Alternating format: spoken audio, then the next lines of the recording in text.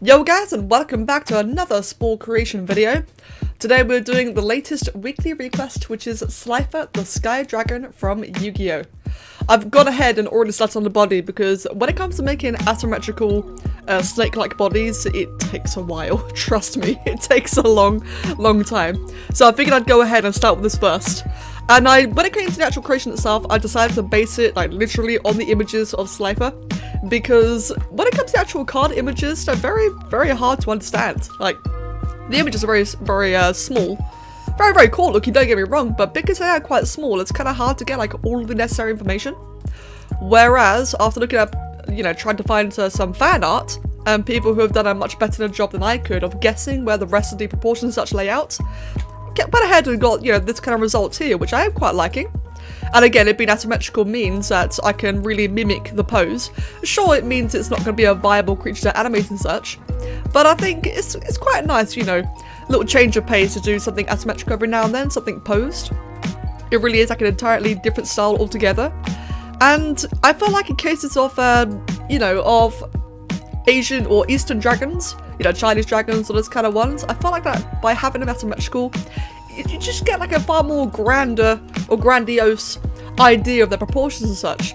Whereas if I were to make this as a, a typical symmetrical creature meant for animation, I feel like it would lose a lot of its, I don't know, like again, a lot of the grandiose from it. That's just my opinion, of course. But that's the kind of approach I've decided to take with this creation here today.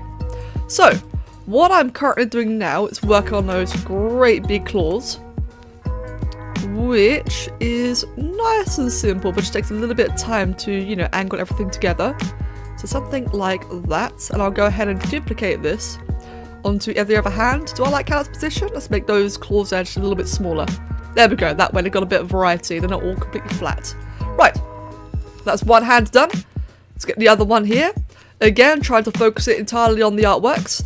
That way, again, things just kind of like look nice and neat, look together, proportionate, etc.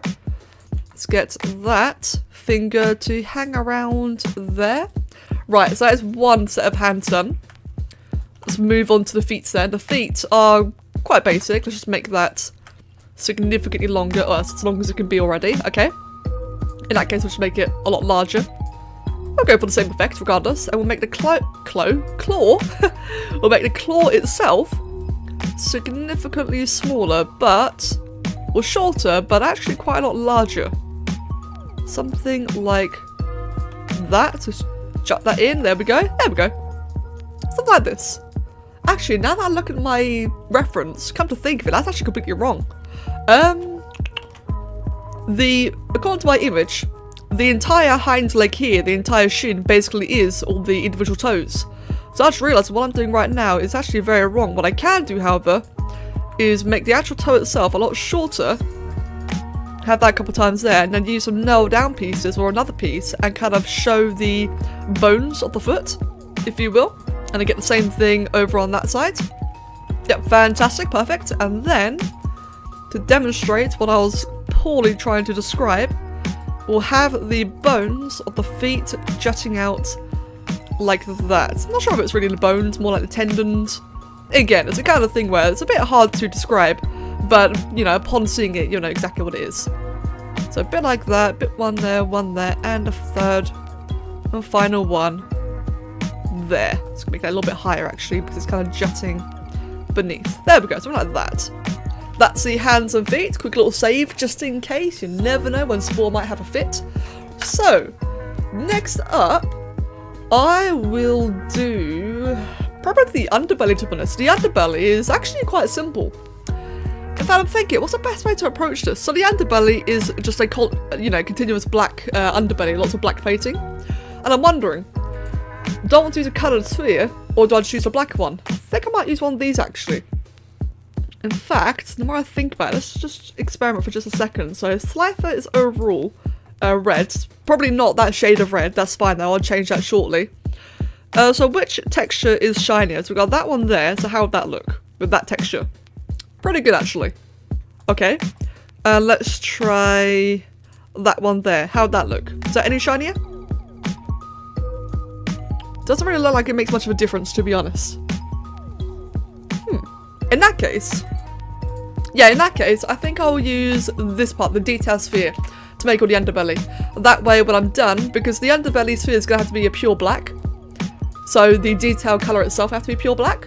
But then I could just use that pure black and, you know, add like a bit of a subtle shadow to the entirety of the under of the creature, as well as the actual black underbelly. It will just give it like a little bit of extra depth. It's again another one of those little subtle details that kind of pay off a little bit towards the end. Right, let's go ahead and angle all this properly. The jaw will be around here, so I want to have everything lined up with that. Now this is going to eat up a lot of complexity now that I think about it. And so as well as doing all of these underplates here, I'm also going to have to do the spikes. We've got 2 pairs of spikes running down the spine, running down the entirety of the body in fact. So yes, I'm going to have to be a little bit ugly with this. I'm going to have to make the belly plates really, really large, but that way it, you know, contributes less to complexity in the long run. As this creature, it's the thing with asymmetrical creations, they too tend to eat up a complexity surprisingly fast. Because with it being asymmetrical, at least in the case of this one, it's got a very, very large surface area of a body, and all that extra surface area means there's more and more to decorate with. And that is where the issue comes in, where you end up using so much more complexity than you'd really expect. It's also why, when it comes to these kind of posed creatures, what a lot of people do tend to do is have these creatures posed towards the camera. When you're saving the creature, you've got a little PNG image. A lot of people tend to save them towards the camera, that way it only has the one side, you know, focused, which is called, you know, like a PNG creation, that's the nickname for it. And what that means is because the focus is only on the front, it allows creators to completely ignore details around the back, and therefore they save tremendously in terms of complexity. And it allows them to add more and more and more. It's something I've actually experimented with quite a few times in my creations on YouTube, and it's quite funny really, because that technique therefore gives the illusion that you're using a lot more parts than usual, and therefore a lot of people tend to think that my vanilla creations are in fact modded, because, you know, they don't know how I, you know, the little techniques, they don't know how I got all the extra parts, and therefore they just assume, oh yeah, it's modded like everything else is. It is quite amusing when it happens. It'd be unfortunate though, I do wish it was a technique that more people knew about. Right, got the majority of the underbelly done already. Fantastic. It's like I said, it's a little bit messy, but it kind of has to be. That way I can be nice, quick and efficient, and again, cost effective. So I think we're going to start moving them towards this side. So if this was to be like a proper posed PNG creation, I wouldn't be even adding these back plates here. Because they're obscured by the camera, they're obscured by the rest of the body. Therefore, because they wouldn't be seen, if I were to get rid of all these here, I can then allocate that potential complexity into other places instead. And hence, you know, again, the illusion of it being more complicated than it really is. Right. Now the question is, where does the tail appear to get, where does the plate appear to get visible again? I think I'm just going to yellow it, to be honest. I do want to make the wings. And, you know, if you haven't guessed already, this creature's not going to be very good at animating, therefore the wings are not going to be real wings either. I am just going to go ahead and use, if I can find it, this blue piece here. And just position them all. They're going to be very static, very basic wings.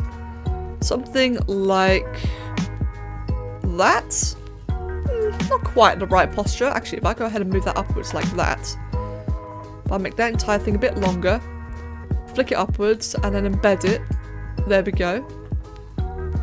Have that sort of tip there. Rotate inwards and then align with the base of the wing, with the arm, if you will. There we go.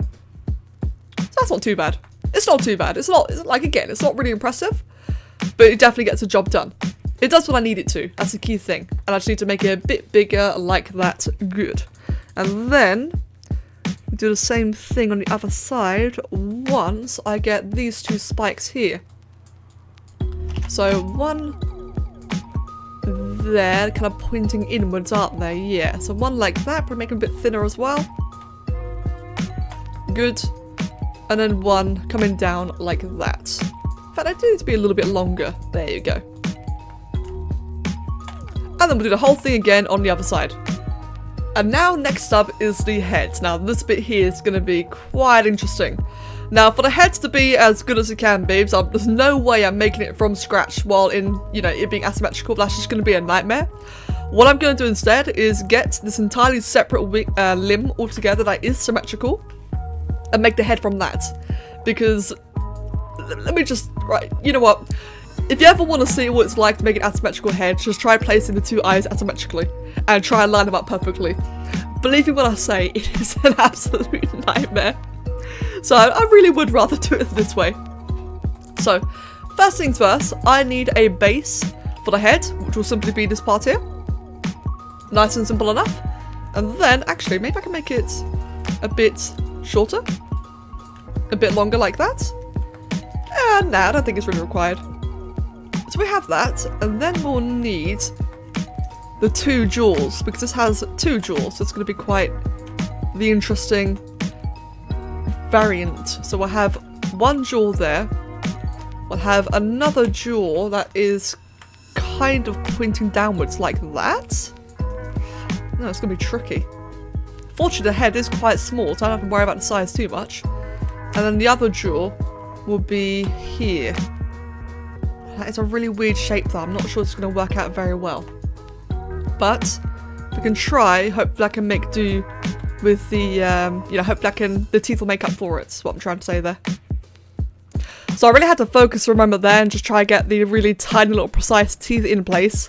Because the bigger the items are, the harder they are to get off-center. But I think that's about decent enough, to be honest. Right, can I have any horns here? Oh, I can, thank goodness. Good, because Slifer does have a very, very large pair of back teeth coming out over here. That do also cover the base of the jaw, something like that. Okay, good. Next up is his little spiky chin face, which is pointing upwards. My god, the camera. Like, I'm loving the ability to change the height of the camera, but it can be quite jarring when you're constantly, what's the word, rotating. It is fantastic though. Right, got a nice pointy chin. Let's get the big angular lower jaws. If I can find the sphere, there it is. Good. Nice, get the nice big old angular shape. Oh, not like that. Right, there we go. So now it looks a little bit more aggressive with the sharper shapes. In fact, let's just point it out a little bit more. There we go. Much better. Right, now, we've got the more dramatic shapes of Slifer's head. That's where things get a little bit more complex. So first of all, we're going to need the great big triangle part coming off the base of his skull. If I can do that, like I said, it's going to be quite tricky. Let's embed that in. In fact, no, there we go, just like that. Easy, job done. We need a couple of the other little blades coming out. You know, this is why I love the ethereal razor part so much. It is just so damn durable. Like, you really can get all sorts of really wacky shapes of it. Especially, like, pointy things like this, like the back of his skull. This is brilliant. So, with that then, to go ahead and make that larger, just embed it slightly. It is a little bit lumpy, of course, but at the end of the day, you know, you can't really get perfection with Spore, but you can get damn well close enough. And I'm happy with the progress so far. Got another very large blade coming out there. Sweet. And actually, just change the orientation of that one, that way it's in line. Fantastic. So, next up is the large purple sphere, which, thanks to this lovely mod right here, I can just shove on a purple sphere just like that. Actually, is it purple or blue? I just realised. No, it actually seems to be blue. Okay. The lighting in the one image I'm looking at makes it look like purple, but no, it is a kind of blue. So we'll just stick that on instead then. Right, oh, whoops. Right around there, I think. The shape doesn't make it very, very hard. Oh, wait, I'll take that back.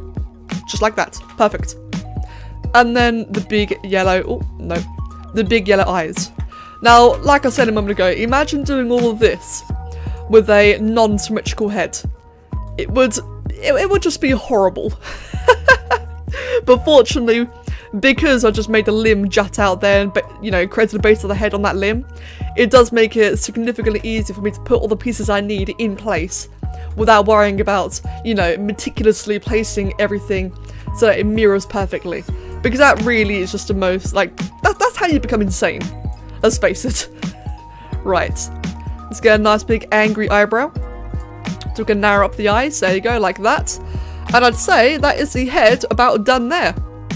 So if I go ahead and select the sphere that everything's built off of, and it will fly apart just like that. Fantastic. No. Right, let's make it asymmetrical first. And then we will, oh god, put it in place. There we go. Thank goodness I was worried I'd go asymmetrical again there. Or, you know, all over the place. Right, so in this case, I have made it a little bit odd where it's kind of a bit high up.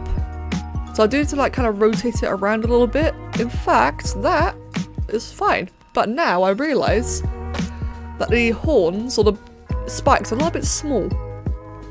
I'll just do that. All right, and then, yeah, again, no longer symmetrical. But fortunately, that right there is about all I'll need. If I could just rotate that inward slightly, like that. Good. Now that I do like. But now the way the neck is kind of bending looks really, really off kilter now that head's position. So I need to go ahead and move all of these plates just inward slightly. And now it flows a lot better. Right, save. And now for the back spikes.